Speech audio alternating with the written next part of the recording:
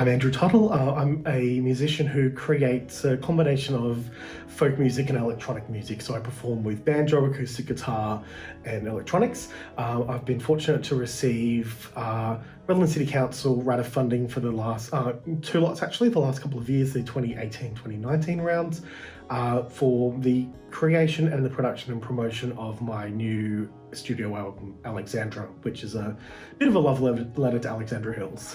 The project originally came about in late 2017, it would have been. So for context, I grew up in Alexandra Hills. I made my first music. I fell in love with music there. My parents live here. I'm here quite a bit for that reason. And I'd been spending some time at their house actually, just in Alexandra Hills, and doing a bit of house sitting to work on some new music as well. And, sitting in beautiful springtime weather and kind of reevaluating where I grew up. So, as you progress to different stages of your life, you think about where you live in different ways, and really rediscovered a lot of the beauty of Alexandra Hills that I'd probably taken for granted when growing up. So the combination of that and a few meetings at RPAC actually with Zane Trow, the former artistic manager there, got talking about ideas and discussed some of the local funding options.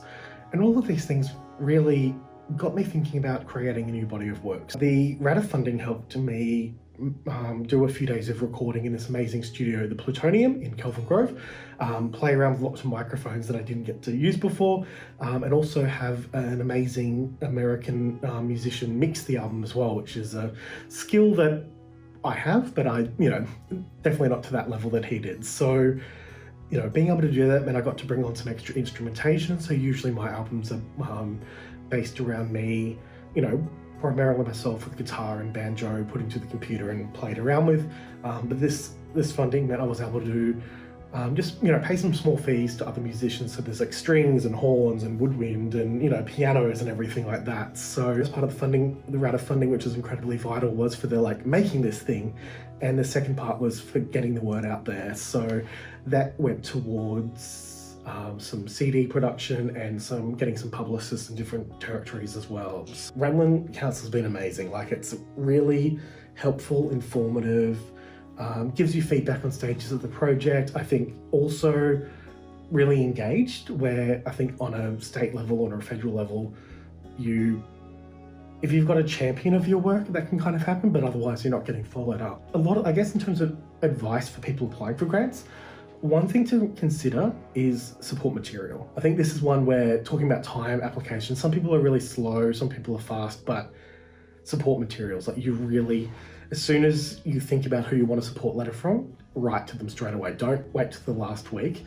I know that people are busy. The best thing you can do, and it also really helps the project, really helps the person who's writing the letter for you as well, if you write a draft, and then they can tweak as necessary. So bear in mind that the person who's you're asking for the support letter isn't necessarily going to have the time on the day before the application's due.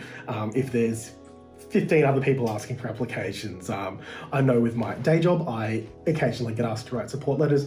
Happy to do it, but I you give me the letter, I'll read it so I know what you're talking about and can go from there. But I think that's a lot of the time. Budgets is another time thing as well. It shouldn't take too much time in a way, because you should have an idea of what your budget will be.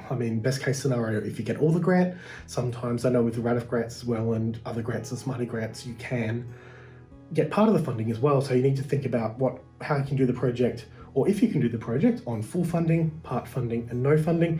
I think it's also fair to, another thing that takes time is to value your own worth as well. I think that, if people are applying, make sure that you put in a fee for yourself. So I think apply for grants and don't be despondent when you don't get them. Sometimes you're going to, sometimes you're not.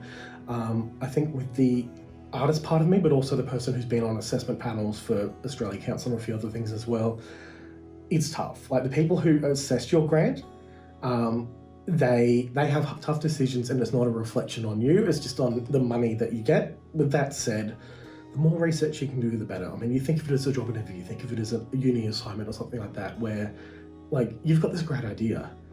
If you explain it to other people, hopefully you'll get some funding, and also it means you can get a better idea of the project. I mean, I know with Alexandra, it wouldn't have been as good as it was without me thinking about what I want to do with it. So I could have just done something that would have been fine, but having that focus meant I got funding, and I was in that position that, oh no, now I've got to do it, which is good as well. Like, I think support's a really good, I think, fear's good, but I think support's the best, kind of one you can get.